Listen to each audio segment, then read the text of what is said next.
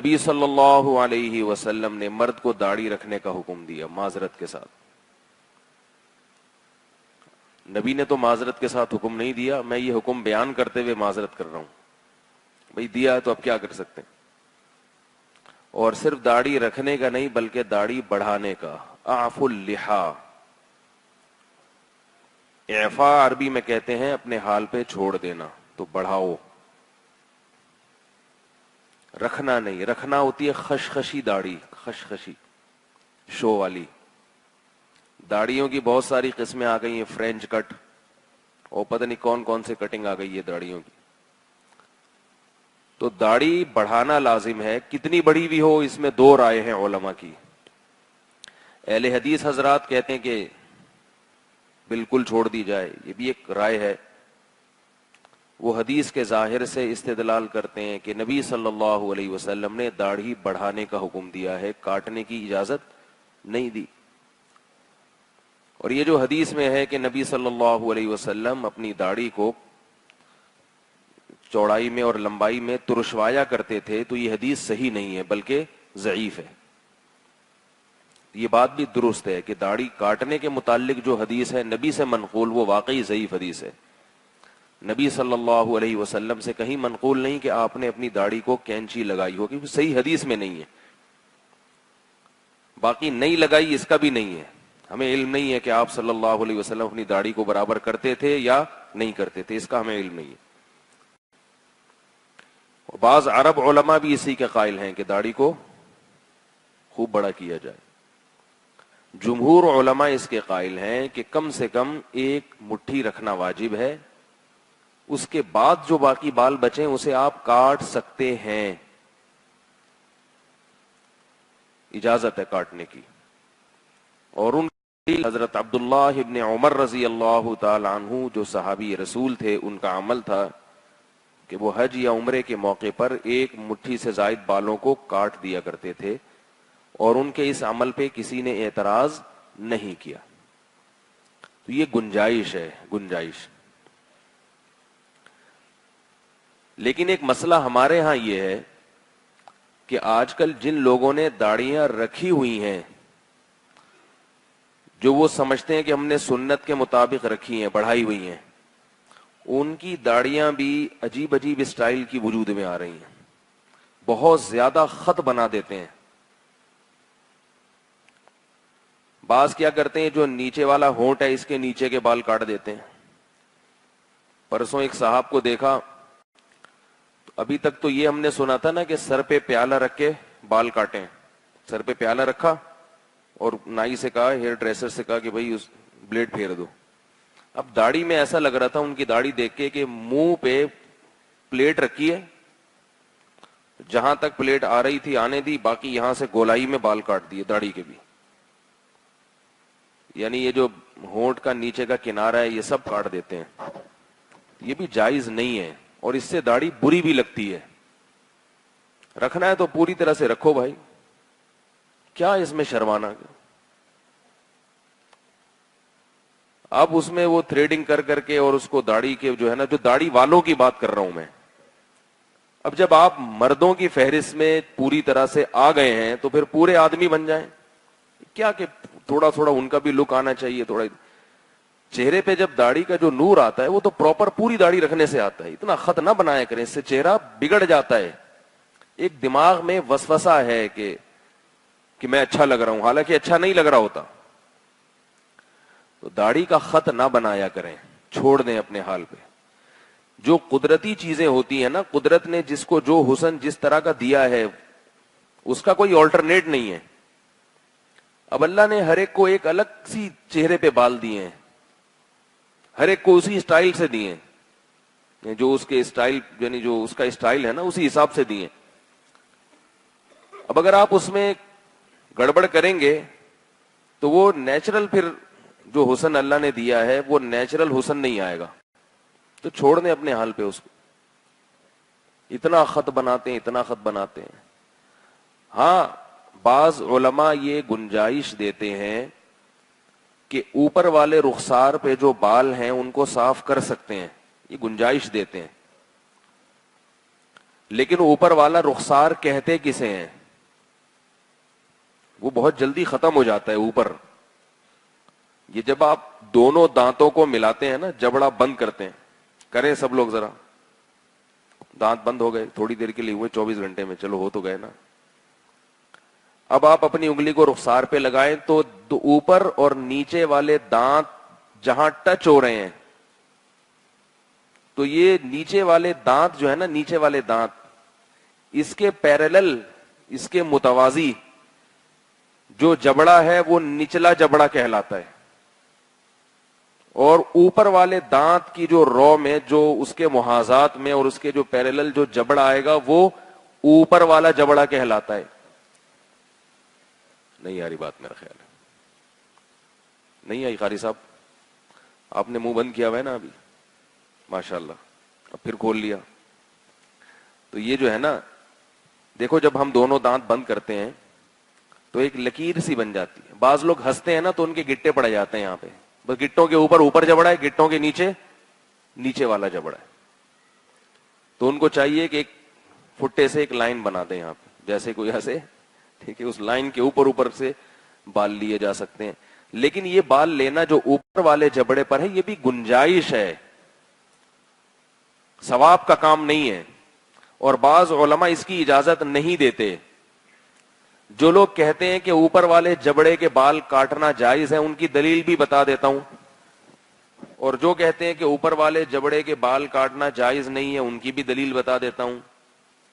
پھر آپ خود فیصلہ کر لیے گا کیا کرنا ہے. جو کہتے ہیں کہ اوپر والے جبڑے کے بال کاٹنا جائز ہے, ان کی دلیل یہ ہے کہ داڑھی کو عربی میں کہتے ہیں لحیہ, لحیہ, اور لحیہ جبڑے کو بھی کہتے ہیں, لیکن نیچے والے جبڑے کو کہتے ہیں. تو ان دونوں لفظوں میں مناسبت سے پتا چلا کہ نیچے والے جبڑے پہ جو بال ہوں گے وہ داڑھی کہلائیں گے, اوپر والے جبڑے تک جو بال پہنچے ہوئے وہ داڑھی نہیں کہلائیں گے. نہیں آ رہی میرا, کیونکہ وہ جبڑے میں ہے ہی نہیں نا. لیکن بعض حضرات اس کے قائل ہیں کہ یہ لغت میں جو لحیہ کو لحیہ کہا جاتا ہے وہ اس لیے نہیں کہ یہ جبڑے پہ بال ہوتے ہیں, بلکہ اس لیے کہ ان میں زیادہ تر بال چونکہ جبڑے پر ہوتے ہیں, اس زیادہ تر ہونے کی وجہ سے اس کو لحیہ کہہ دیا ہم نے. ورنہ عرف میں داڑھی کا مطلب چہرے, مرد کے چہرے پر نچلی جانب جتنے بھی بال ہوں گے وہ سارے کیا کہلاتے ہیں؟ داڑھی ہی کہلاتے ہیں. کیا خیال ہے بھائی, غلط تو نہیں کہہ رہا؟ کیونکہ جب حدیث میں آیا کہ اعف اللحا, لحیہ کی جمع آتی ہے لحا, داڑھی بڑھاؤ, یعنی جبڑا جو ہے نا اس کو, جو لحیہ پہ جو بال ہیں اس کو بڑھاؤ, تو وہ کہتے ہیں اس سے جو مفہوم ہوتا ہے, عرب جو اس کا مطلب سمجھتے تھے وہ پوری مکمل داڑھی سمجھتے تھے. تو یہ دلیل بھی کمزور نہیں ہے, اور عرب سنا ہے کہ اسی کے قائل ہیں عرب علماء, واللہ عالم.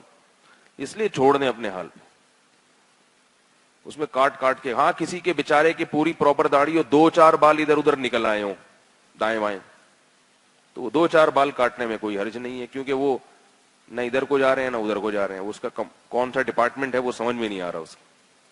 تو اس سے بعض دفعہ چہرہ تھوڑا سا, اس میں حسن و جمال جو اللہ نے آپ کو بے تحاشا دیا ہے, اس حسن و جمال میں تھوڑی سی کمی آ جاتی ہے. ہر مسلمان کو دیا اللہ نے.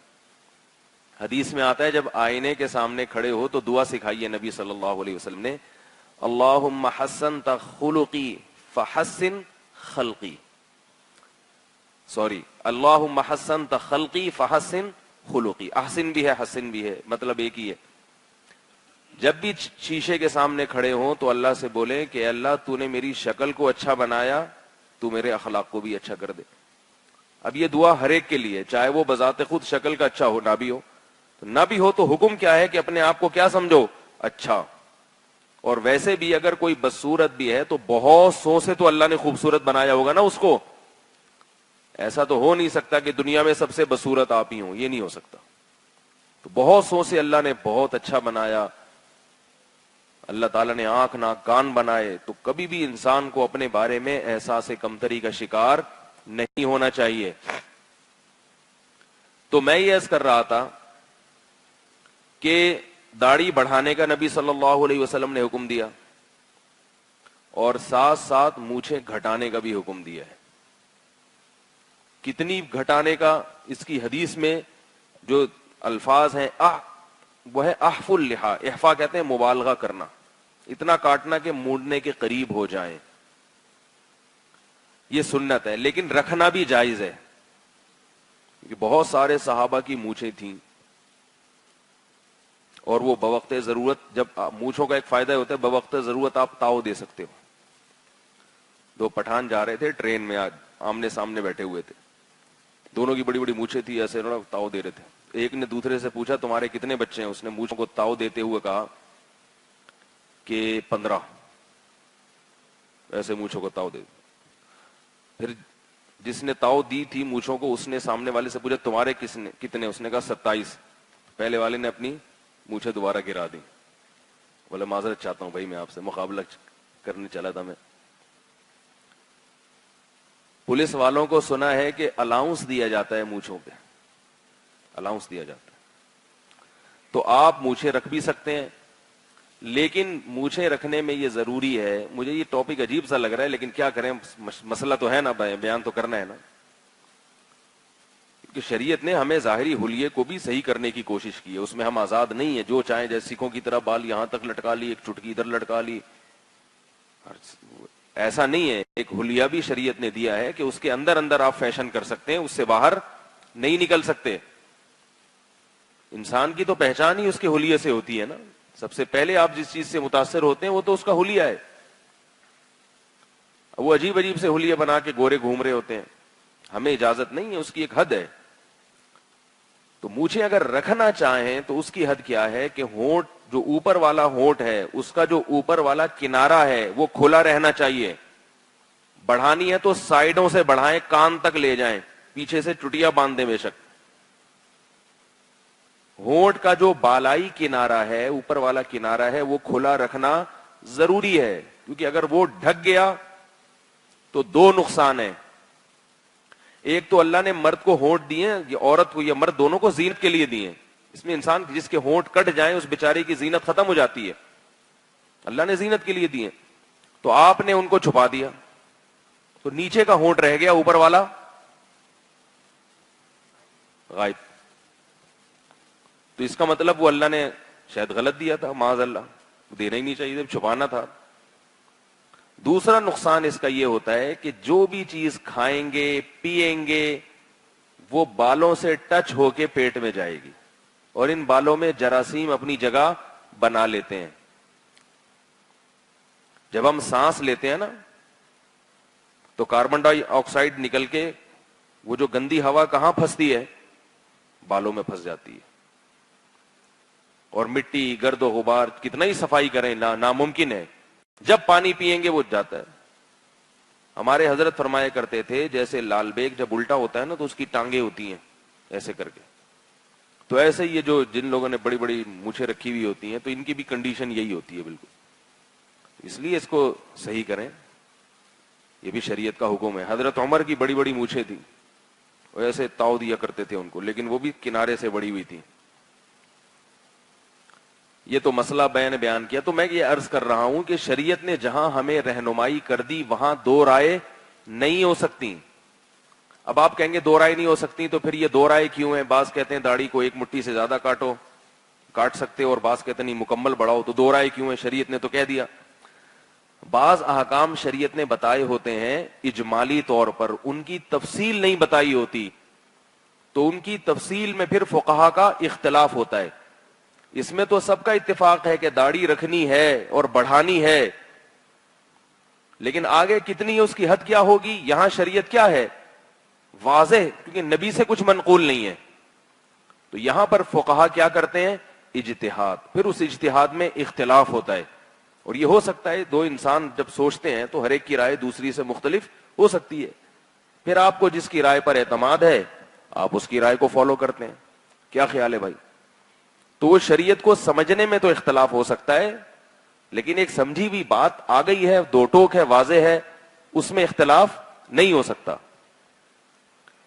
تو میں یہ کر رہا تھا کہ شریعت کے کچھ احکام ایسے ہیں جن میں ہمیں عقل کے استعمال کرنے کی اجازت نہیں ہے، وہاں شریعت نے دو ٹوک لفظوں میں ہمیں بات بتا دی ہے۔ پردہ عورت کو کرنا ہے، مرد کو داڑھی بولو بھائی رکھنی ہے۔